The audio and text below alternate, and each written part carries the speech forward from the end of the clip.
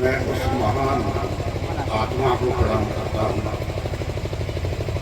कि जिनकी लीलाएं, उनकी कथाएं जो एक शांति का संदेश लेके निकले थे सारे भारत में और सारे संसार में।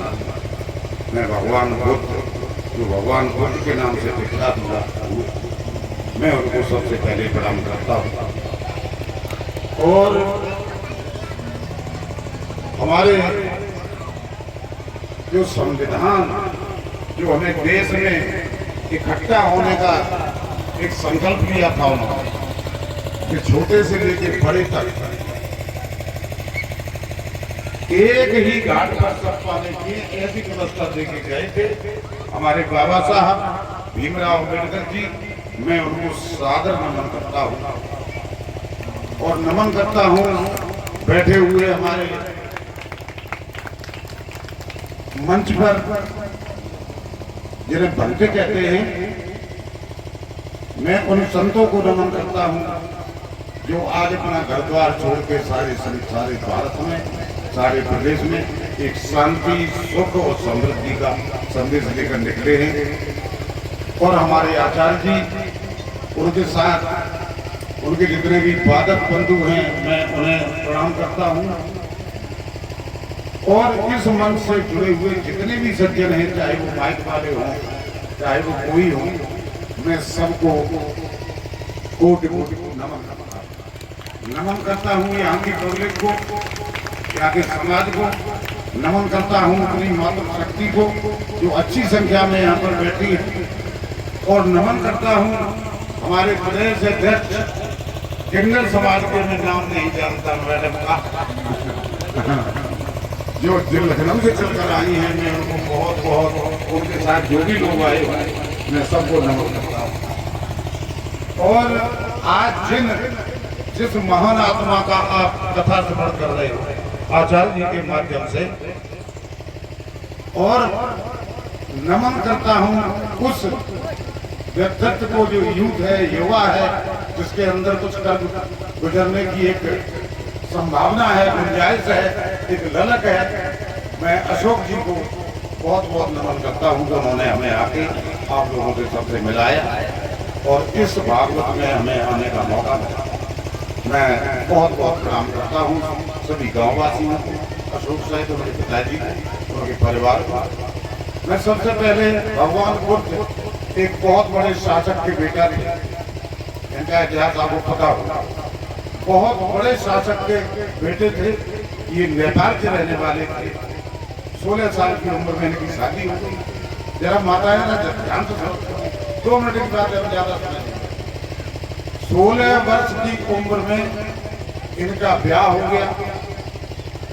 उनके पिताश्री सम्राट थे, राजा थे। उन्होंने कहा कि हम इस अपने बेटों को महान राजा बनाएंगे। लेकिन 20 साल आते आते उनके अंदर एक, जब उन्होंने देखा कि मैं तो इतने बड़े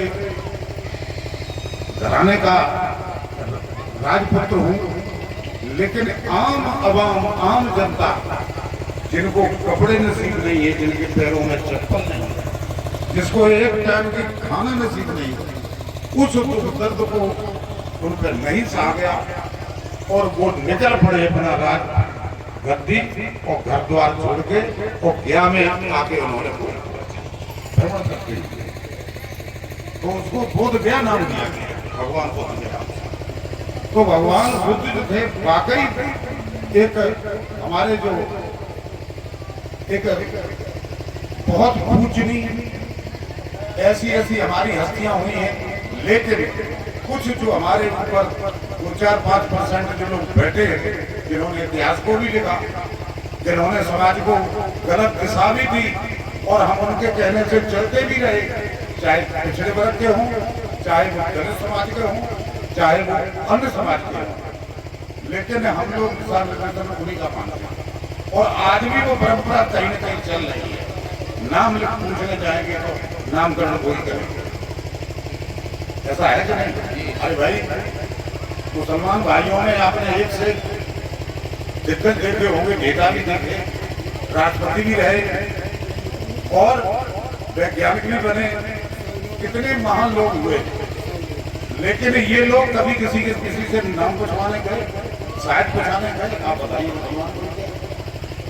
लेकिन एक परंपरा डाल दी गई हमें उनके पीछे चलने।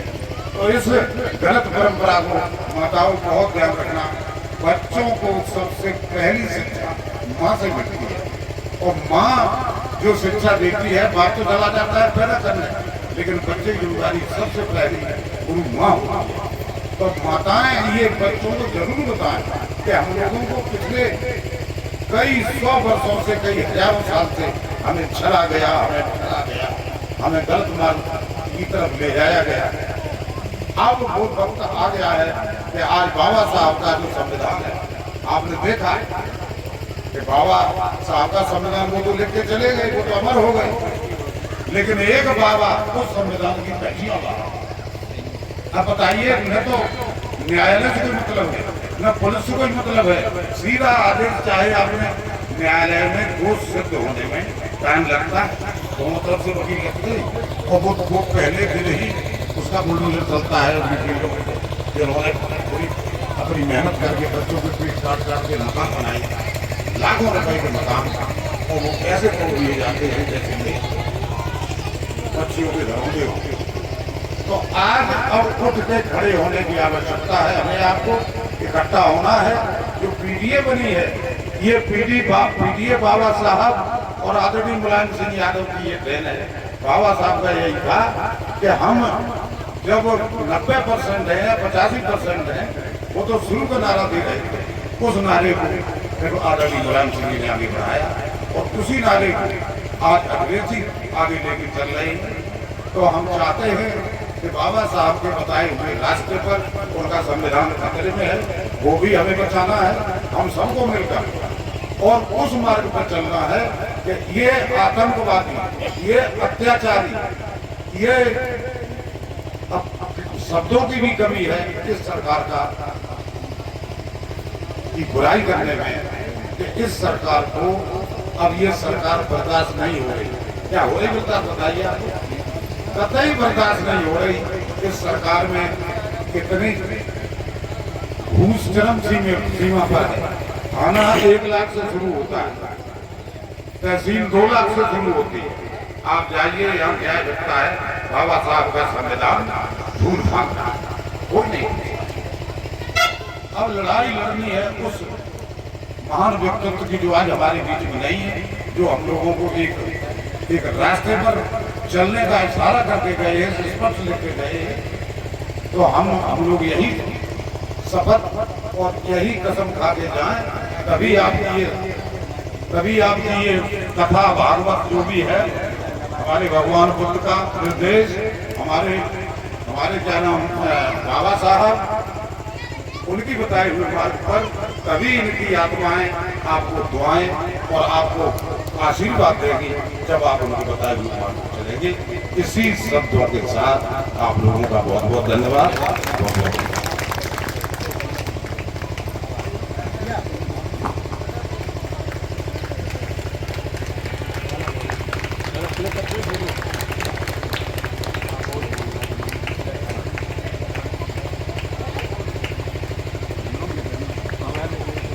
और इसी में आदरणीय भाई सम्मानीय श्रीमान ईश्वर दयाल शाक्य जी हम लोगों के बीच में गागर में सागर भरने का काम करेंगे।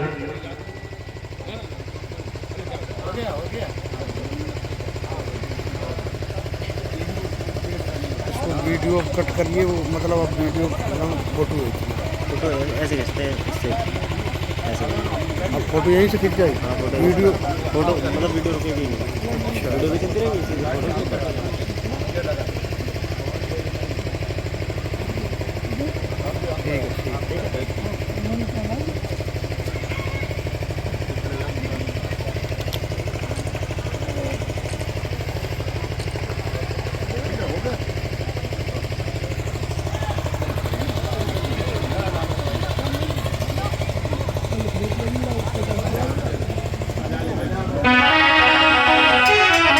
आइए सभी लोग एक गीत सुनेंगे।